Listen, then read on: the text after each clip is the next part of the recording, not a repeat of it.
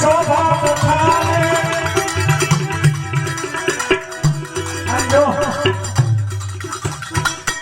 આ સભામાં બેઠા ને એ તમામ વૈષ્ણવ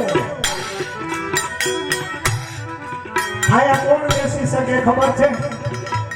આવા ભગવત કાર્યની અંદર ભગવત સત્સંગ થતો હોય, ભાગવતજીનું પારાયણ થતું હોય, ભગવત સંકીર્તન થતું હોય, એ આ કૃષ્ણ પ્રેમી હોય ને એ બે કે બાકી કોઈની દેવળ નથી આવ્યા. એટલે કૃષ્ણ પ્રેમી છીએ તો એક દ્રષ્ટાંત તમને કહું. હમણાં ચૂંટણી આવે છે, આપણે પૂછવું ના પડે કે તમે કયા પક્ષના છો, એનું સિમ્બોલ મારેલું જ હોય. આમ કરે ફૂલ આવે થોડું નવું કઈ કર્યું સામ કરવાનું.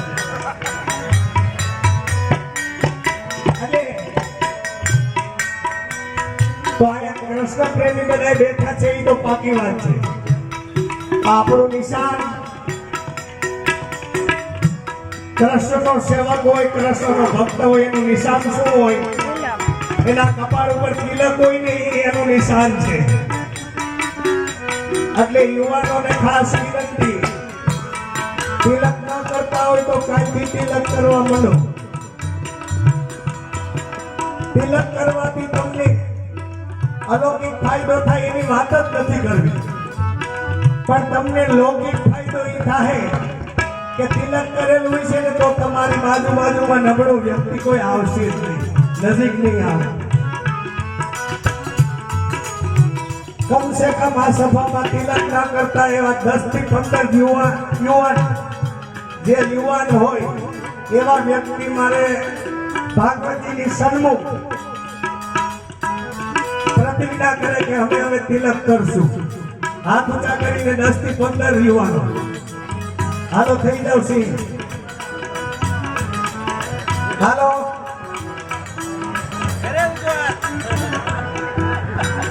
મુસલમાન નો દીકરો ટોપી પહેરવામાં શરમાહે નહીં. આપણો ધર્મ હવે આપણે ફેસબુક ઉપર જ રાખ્યો છે. હાલો એક તાળી વગર હવે હાલો ભાઈ